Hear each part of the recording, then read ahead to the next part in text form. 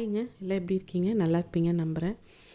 இன்றைக்கி வந்து சிக்கனில் ஒரு வித்தியாசமாக ஒரு செமி கிரேவி வறுவல் இந்த மாதிரி வேணாலும் இது பண்ணலாம். ஆனால் சூப்பர் டேஸ்ட்டாக இருக்கும். ரொம்ப ஈஸியாக நம்ம வீட்டில் இருக்கிற பொடிகள் மட்டும் யூஸ் பண்ணி பண்ணுறது தான். இதுக்கு நான் வந்து எல்லாம் போனும் எல்லாம் இருக்கிற மாதிரி தான் ஒரு சிக்கன் எடுத்திருக்கேன். அது வந்து மஞ்சத்தூள் உப்பு போட்டு எப்பவும் போல் நல்லா வாஷ் பண்ணி எடுத்தாச்சு. எடுத்ததுக்கப்புறமா இஞ்சி பூண்டு பேஸ்ட் போட்டு கொஞ்சம் உப்பும் சேர்த்து நான் ஒரு 10 நிமிஷம் ஏற்கனவே பண்ணிட்டேங்க. அதை ஷூட் பண்ண மறந்துட்டேன். அது பண்ணி ஒரு 10 நிமிஷம் கழித்து மிளகுத்தூள், குருமிளகு தூள் இருக்குல்ல, அது ஒரு 2 ஸ்பூன் நிறையா 2 ஸ்பூன் அந்த குமிச்சு வச்ச மாதிரி 2 ஸ்பூன் போட்டு கொஞ்சம் தயிர், நல்லா கெட்டி தயிர் நான் குழிக்கரண்டி எடுத்துருந்தேன்ல அது போட்டுட்டு கருவேப்பிலும் போட்டு நல்லா பெரட்டி அது மேரினேட் ஆகட்டும். இந்த பக்கம் நம்ம ஒரு 3 மீடியம் சைஸ் வெங்காயம், பெரிய வெங்காயம் 3 வெங்காயம் எடுத்துருக்கோம். அதையும் வந்து நல்லா பிரியாணி கட் பண்ணுற மாதிரி கட் பண்ணாலும் சரி, கொஞ்சம் பெருசு இருந்தாலும் தப்பில்லை. நமக்கு நல்லா வதக்க போகிறோம், அதனால் அதை கட் பண்ணி எடுத்துக்கங்க. இந்த பக்கம் நான் மண்சட்டியில் செய்யலான்னு இருக்கேன். மண்சட்டியில் வந்து கடலெண்ணெய் விட்டுருக்கேன். கடலெண்ணெய் விட்டு ஸ்டார் அனீஸு, கொஞ்சம் சோம்பு, ஒரு சின்ன துண்டு பட்டை, பிரிஞ்சி இலை, ஒரு 4-5 கிராம்பு, 3 ஏலக்காய் இந்த மாதிரி போட்டு அதெல்லாம் பொரியட்டும். அது பொரிஞ்சதுக்கப்புறமா நம்ம வெங்காயம் ஆட் பண்ணிக்கலாம். இதில் வந்து கல்பாசி கொஞ்சம் சேர்த்துருக்கேன். இதெல்லாமே வந்து ஹோல் கரம் மசாலா எல்லாமே நம்ம கொஞ்சம் தான் போடுறோம். மற்றது வந்து பொடியாக தான் நம்ம யூஸ் பண்ண போகிறோம். இது வந்து பொரியட்டும். பொரிஞ்சதுக்கப்புறமா நம்ம அரிஞ்சு வச்சுருக்கிற 3 வெங்காயம், நல்ல பெரிய வெங்காயம் இருந்துச்சுன்னா 2 கூட போதும். நான் வந்து 3 வெங்காயம் மீடியம் சைஸுங்கிறனால 3 வெங்காயம் எடுத்திருக்கேன். அதனால் ஸ்லைஸ் பண்ணி வச்சுருக்கோம். அதை வந்து சேர்த்துக்கலாம். இது வந்து நல்லா கண்ணாடி பதம் கிடையாதுங்க. நல்லா பிரியாணிக்கு எப்படி நம்ம கோல்டன் ப்ரௌனில் வதக்கும் அது மாதிரி கரிஞ்சிடாமல் கோல்டன் ப்ரௌன் மாதிரி வதக்கணும். நான் காமிச்சிருப்பேன், அந்த மாதிரி வதக்கிக்கோங்க. இந்த பிரியாணிக்கு எப்படி டேஸ்ட் கொடுக்குமோ அதே மாதிரி இந்த கிரேவிக்கு வந்து இந்த மாதிரி நீங்கள் வதக்கிறது தான் ரொம்ப டேஸ்ட்டு கொடுக்கும்.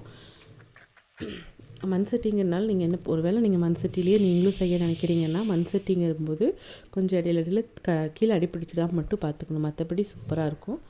ஒரு 2 பச்சை மிளகாய் கீரி சேர்த்துக்கிறேன். இது ஒரு ஃப்ளேவர் கொடுக்குங்க எப்போவுமே பச்சை மிளகாய், அதனால போட்டிருக்கேன். வேண்டாம்னு நினச்சிங்கன்னா ஸ்கிப் பண்ணிக்கோங்க. இப்போ கல்லுப்பு, இந்த வெங்காயம் வதங்கிறதுக்கு தேவையான கல்லுப்பு போட்டு கொஞ்சமாக நான் மூடி போட்டு தான் மூடி வச்சு வேக வச்சேன். ஏன்னா மூடி போடும்போது கொஞ்சம் வதங்கி கிடைக்குங்கிறதுனால நான் மூடி போட்டிருக்கேன். இப்போ நான் காமிக்கிற மாதிரி ஒரு தக்காளி, இந்த தக்காளியை வந்து நல்லா ஃபைன் பேஸ்ட்டாக அரைச்சிக்கலாம். இந்த ஒரு நல்லா கொஞ்சம் பெரிய சைஸ் தக்காளி பழம், அதனால் நான் ஒரு தக்காளி போட்டிருக்கேன். குட்டியாக இருந்தால் 2 கூட நீங்கள் ஆட் பண்ணிக்கலாம், நல்லா தான் இருக்கும். இந்த மாதிரி நல்லா வதங்கியாச்சு. வதங்கினதுக்கு அப்புறமா ஒரு 1/2 ஸ்பூனுக்கு மஞ்சத்தூள், நம்ம வந்து குழம்பு மசாலான்னு கறி குழம்புக்குன்னு அரைச்சிருப்போம்ல வீட்டில் பொடி, இல்லை கடை பொடி, அது வந்து ஒரு 2 ஸ்பூனு. அப்புறம் வந்து நம்ம கறி மசாலா இல்லாமல் தனியாக பிரியாணி மசாலா அந்த மாதிரியெல்லாம் கொஞ்சம் அரைச்சி வச்சுருப்பீங்கன்னா அது போடுங்க. அப்படி இல்லைன்னா குழம்பு மசாலா கூட தனியாக இந்த கறி குழம்புக்குன்னு ஏதாவது பொடிகள் வச்சுருந்தாலும் சரி, இல்லை பேக்கெட் பொடிகளாக இருந்தாலும் சரி, அது இது 2மே ஈக்குவல் குவான்டிட்டியில் போடுங்க. எந்த ஸ்பூனில் எடுக்கிறீங்களோ அதே ஸ்பூனில் கறி மசாலா, குழம்பு மசாலா சேர்த்துங்க. ஈவன் நம்ம வந்து சாம்பார் பொடி கூட நீங்கள் ஆட் பண்ணலாம், தப்பு கிடையாது, டேஸ்ட் மாறாது. அதாவது சாம்பார் தூள்லேயும் நீங்கள் வந்து இந்த மிளகு, சீரகம், கொத்தமல்லி எல்லாம் போட்டு அரைக்கிற சாம்பார் பொடி செய்வோம்ல, அந்த மாதிரி இருந்தால் கண்டிப்பாக சேர்த்தலாம். அது நல்லா கொஞ்சம் வணங்கட்டும். அது வணங்கினதுக்கப்புறமா நம்ம நல்லா ஃபைனாக அரைச்சிருக்கிற தக்காளி பேஸ்ட்டை வந்து தண்ணி இல்லாமல் தக்காளி பேஸ்ட்டு மட்டும் சேர்த்துட்டு அதையும் கொஞ்சம் அந்த பச்சை வாசம் போகிற வரைக்கும் வதங்கட்டும். இது நம்ம வதக்கிறதுல மட்டுமே தான் இதுக்கு டேஸ்ட்டு கிடைக்குங்க. எந்த டிஷ் செஞ்சிங்கனாலும் நல்லா வதங்கடும், அதில் மட்டும்தான் டேஸ்ட் நல்லாயிருக்கும். இப்போ வந்து சிக்கனில் கொஞ்சம் இஞ்சி பூண்டு பேஸ்ட் போட்டிருந்தேன்னு சொல்லியிருந்தேன். இப்போ 2 ஸ்பூனுக்கு இஞ்சி பூண்டு பேஸ்ட்டை வந்து சேர்த்துருக்கேன். அதோட ராஸ்மெல்லும் போகிறதுக்கு நம்ம கொஞ்சம் நல்லா வதக்கிக்கலாம். இதெல்லாம் வதங்கினதுக்கப்புறம் தான் நம்ம வந்து அந்த மேரினேட் பண்ணி வச்சுருக்கிற சிக்கனை நம்ம இதில் சேர்த்துக்க போகிறோம். இதுக்கு வந்து மிளகுத்தூள், காரம் வந்து மிளகுத்தூள் மட்டும்தான் நம்ம போட்டிருக்கோம். குழம்பு மசாலையோ இல்லை கறி மசாலையோ காரம் பத்தாது. அதனால் நம்ம வீட்டு காரத்துக்கு தகுந்த மாதிரி ஒரு 1.5 ஸ்பூனுக்கு நல்லா நிறையா 1.5 ஸ்பூனுக்கு வெறும் மிளகாத்தூள், தனி மிளகாத்தூள் இருக்கும் இல்லையா, அது ஒரு 1.5 ஸ்பூன் சேர்த்துருக்கேன். நீங்கள் உங்கள் காரத்துக்கு தகுந்த மாதிரி அனுசரித்து போட்டுக்கோங்க. அதுவும் நல்லா வதங்கட்டும். இதெல்லாம் வந்து நம்ம கிளறி கொடுத்து வதக்கிக்கணும். ஏன்னா மண் சட்டி வைக்கும்போதும் சரி, சில்வர் பாத்திரம் அடுப்பில் வைக்கும்போதும் சரி, சில சமயம் அடிப்பிடிக்கும்.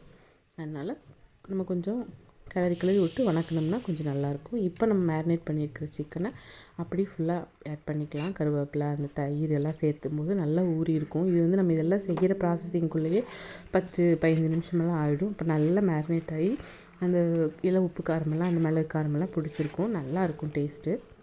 நல்லா பரட்டி விட்டாச்சு. பரட்டினதுக்கப்புறமா லைட்டாக மூடி வச்சோன்னா எப்போவுமே அந்த மட்டன் செஞ்சாலும் சிக்கன் செஞ்சாலும் அதிலிருந்து ரிலீஸ் ஆகிற தண்ணியில் கொஞ்சம் நேரம் குக்காக விட்டோம்னா அது டேஸ்ட் இன்னும் கொடுக்கும். அதனால் நான் தண்ணி விடாமையே கொஞ்சம் நேரம் கிளறி விடுறேன். ரொம்ப நேரம் விட்டுறாதீங்க, கீழே அடி பிடிச்சிரும். அதுக்கப்புறமா நம்ம தக்காளி பழம் மிக்சியில் அரைச்சிருப்போம், இஞ்சி பூண்டு அரைச்சிருப்போம், அந்த தண்ணிகள்லாம் கலந்து கூட கொஞ்சமாக விட்டுக்கலாம். ரொம்ப விட வேண்டாம். இந்த தண்ணியில் கொஞ்சம் நேரம் நம்ம மூடி வச்சு வேக வைக்கலாம். இது எப்போவுமேங்க நம்ம செய்யும்போது இது சாதம், கிரேவி, அந்த சப்பாத்தி, ரொட்டி எதுக்கு வேணாலும் யூஸ் ஆகிற மாதிரி செய்கிறதுனால அதுக்கு தகுந்த மாதிரி இது பண்ணிக்கலாம். நான் வந்து உப்பு கொஞ்சம் சேர்த்துனேன். உப்பு சேர்த்துட்டு மறுபடியும் மூடி வச்சு வேக வச்சு இந்த ஸ்டேஜுக்கு கொண்டு வந்திருக்கேன். பார்த்திங்கனாலே தெரியும் உங்களுக்கு. இது வந்து நான் இப்போது கேமராவில் எப்படி இருக்கோ அப்படியே தான் நான் எடுத்திருக்கேங்க. எந்த ஃபில்டரும் இல்லை. பார்த்திங்கனாலே கலர் வந்து எண்ணெய் பிரிஞ்சு சூப்பராக இருக்கும். இது வந்து ரொம்ப ஈஸியாக செஞ்சிடலாம். சிக்கன் மட்டும் மேரினேட் பண்ணுறதுக்குள்ள மற்றெல்லாம் கட் பண்ணிட்டோம்னாலே போதும்.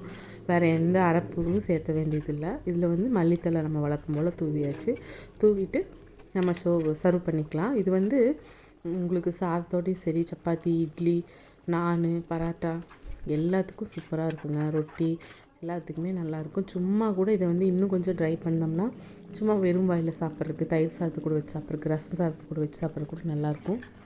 டேஸ்ட் வந்து நான் கேரண்டிங்கிற மாதிரி தாங்க. செஞ்சு பார்த்துட்டு எப்படி இருந்துச்சுன்னு சொல்லுங்கள்.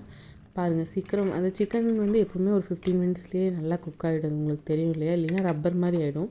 வேக விடுற டைமிங்கும் இருக்குது நமக்கு. அதனால் பார்த்துட்டு வேக வச்சிங்கனாலே சூப்பராக இருக்கும் நமக்கு. இப்போ பாருங்கள், மண்சட்டியில் நம்ம வைக்கிறோட சிறப்பை காமிக்கணுங்கிறதுக்காக தான் நான் இது பண்ணேன். ஸ்டவ் ஆஃப் பண்ணி நான் 2-3 நிமிஷம் ஆச்சு. பார்த்திங்கன்னா கொதிச்சிக்கிட்டே இருக்கும். அந்த ஹீட்டை வந்து அது வந்து அப்படியே வச்சுருக்கும். அதனால தான் நம்ம மண் சட்டியில் சமைக்கிறது ஹெல்த்தாகவும் இருக்கும், நல்லதும் கூட. ஆனால் அதை யூஸ் பண்ணால் கரெக்டாக இருக்கும். இல்லைன்னா சில சமயம் பூஞ்சிகளெல்லாம் பிடிச்சிரும்.